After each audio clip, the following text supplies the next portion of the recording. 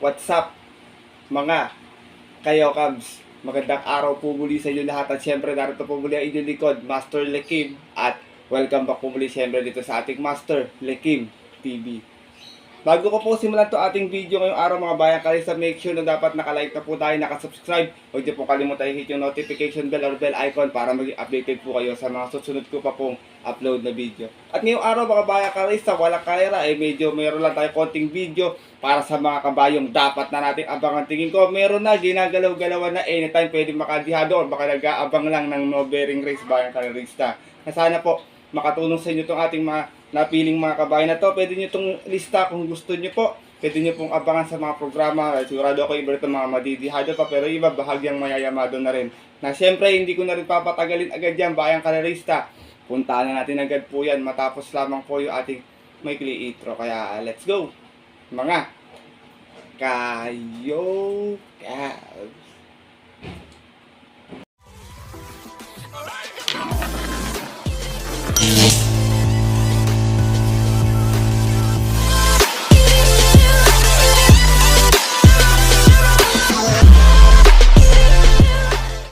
At gaya ka po ng nabanggit ko kayo na sa ating intro, meron tayong mga iilang kabayo rito na mga nasipat ko na natingin ko meron na. Pwedeng mapampo sa susunod ng mga distansya, pwedeng makachamba. Kung sakaling talagang gagalawin na tingin ko, pwedeng makachamba ng Yummy Dividends. Kaya kung may hawak ang ballpen ngayon dyan, bayan kayo sa papel, ilista mo na ito aking mababanggiting kabayo. Para kung sakaling makita mo to sa mga susunod na lineup sa mga dating na karera at madidihado pa, pwede pong makaladkad o pwede mong masama makachamba ng Yummy Dividends. Kaya ito, simulan ko na rin agad yung mga dapat nating abangang kabayo, mga bayang kalarista. Unahin ko dito kay Professor Jones, ito, veteranong kabayo na to, talagang alam niyo naman may edad na itong kabayo to. Pero last time magandang tinakbo nito, bayang kalarista, dumating itong pang-apat. Umalis to ng 3-2 dun sa karerang napanalunan ni Streisand. Tingin ko meron na ulit yung kabayo. Kumukuha lang ng tamang tempo, pero alam ko, bago nun nagpapanalo to, bayang kalarista, medyo may umento pa talaga to. Kaya dapat yung abangan niya si Professor Jones. Ganon din to si Mustang Sally na Tarsera last time. Umalis ng 2-3 doon naman sa karerang napanalunan ni Stripe of Pink. Ito kabayo na to medyo nag-matured din Dati laos to sa maiden Pero nung nagkaroon na ng grupo, nakatikim na ng panalo. Ayun, medyo tumapang sa laban. Kaya abangan nyo na rin yan si Mustang Sally. Siyempre, ganon din to si So Humble na dumating ng pang-5 last time. Umalis ng 5-5. Hindi naman gano'ng ginalawan. Doon sa karerang napanalunan ni Watchbell, kung natatandaan nyo, nanalo to noon last year, dihadong-dihado, baka nagpapadihado lang ng gusto bayang karerista, itong kabayan si So Humble. Lipat naman tayo dito kay Brown Pirate, ito nasa non-winner to, medyo sinusubok-subukan lang bayang karerista na Tarsera to noon, umalis ng 1-4, may angkin tulin sa unahan to Doon sa karerang napanalunan ni Viva de Oro, kagabi magaling lang yung nakalaban nila, talagang mabuti naman pala talaga yung natural beauty, medyo namali lang ng Karkola last time bayang karerista, kaya abangan nyo yan na Brown Pirate. Lady Juliana, ito nasa rating base 5. Tingin ko anytime pwede na rin kalabitin to. Mababa na rin sa grupo at I hope sana madihado pa. Natarsera to noon, umalis ng 2-1 dun sa karerang napanalunan po nung kabayong si Barayong. Golden Area, ito maganda abangan sa 1200 bayang karerista. Segunda to last time, umalis ng 3-3 dun sa karerang napanalunan ni Real Equity. Matulin to kabayan na to, lalo na pag napabayaan. So na nakabuo ng 4, tingin ko may kalalagyan sila dito. Kaya magandang pangdihado to si Golden Area.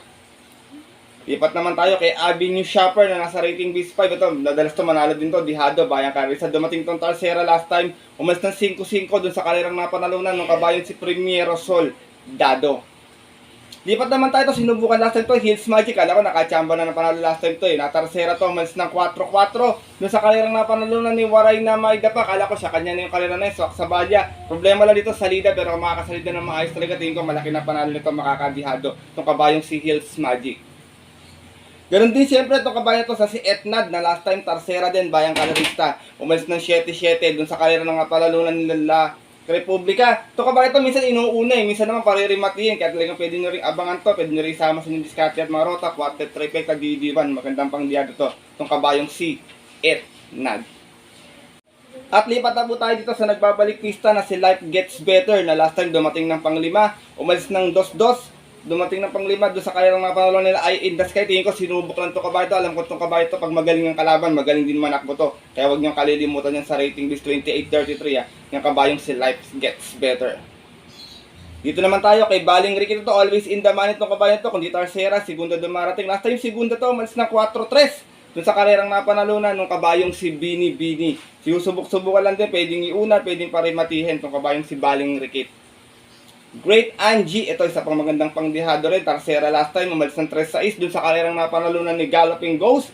Kumukuha lang din ng tamang tiyempo to, bayang karerista ha. Kaya tingin ko pwedeng makachamba. Parang yung kakwadra nito, si Tanging Ikaw, di ba nakadihado last time. Baywatch, ito konting karkula lang to, konting tamang diskarte lang, makakachamba to last time. Medyo nabitin to segunda to kay Angel's Crown, umalis to ng 3-3 last time. Medyo maganda rin tinatakbo, pabago-bago lang ng hinete, siguro kumukuha lang ng tamang rider talaga na gagamay sa kanya. Ito sa kabayong si Baywatch, pero alam ko nakakagamay nito si Pau Pau Gucci talaga Princess Belle, ito katatandaan niya, nakalong siya to noon nakaraang taon, dihadong-dihad sa lahat pwedeng maulit yan, bayang kararista, meron na tong kabayo na to, kumukuha lang ng tamang tiyempo to, dumating itong pang-apat, umalis na 4-5 dun sa karerang napanalunan ng kabayong si Rainy Days. Beltuna, ito medyo ginalawan na last time to, magaling lang yung nakalaban talaga nila. Dumating ng pang-apat, umalis ng 8-6 dun sa karerang napanalunan ng long shot of the week na si Beautiful Liana. Mainam pala yung kabayo na yun, pero yun tinalo niya, Red Queen, sinundan lang niya sa pacingan. Kaya itong si Beltuna, medyo dapat nyo na rin abangan to. Derimating kabayo to, pwedeng ipwesto na maaga, pwede rin naman parimatihin.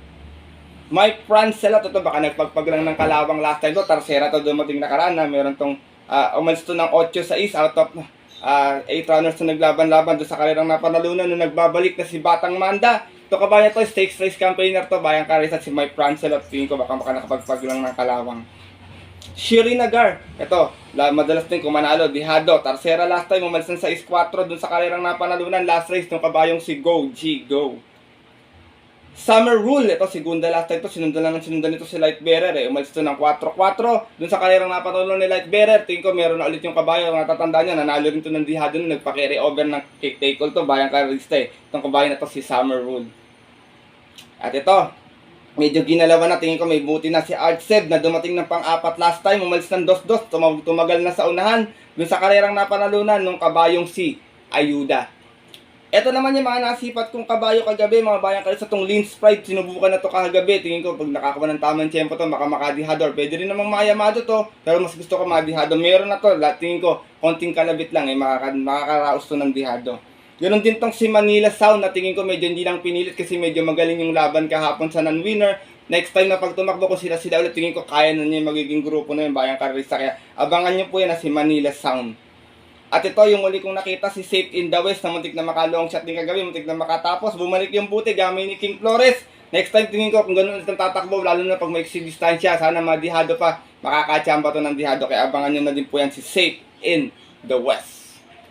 At yun po mga bayang kalarista at ang ating mga kayokaps, sana po natandaan niyo yung mga nabanggit kong kabayo at nagustuhan niyo rin po ito ating maikling video na ating mga kabayong dapat abangang pangdihado na sana po matapat sa masusulpating darating na racing day, sana makapagbigay ng yummy dividends. Yung iba po dyan bahagyang mayayamado na rin, pero iba naman po tingin ko madidihado pa, kaya kung makikita niyo po sila or kursunadan niyo pang tayo, may pang taya pa, pang dagdag, maaari niyo po silang isama. Sarili ko lang opinion to mga bayang kalarista, wala po ako info sa loob, obserba ko lang po yan sa mga tinatakbo po nila, kaya po sinishare ko lang po sa inyo para po magkaroon po kayo ng idea. Alam ko naman po maraming mga diadista dito mga kayokabs natin. Kaya yun, maraming salamat po muli sa sandaling pagtamoy dito sa ating YouTube channel ngayong araw na to.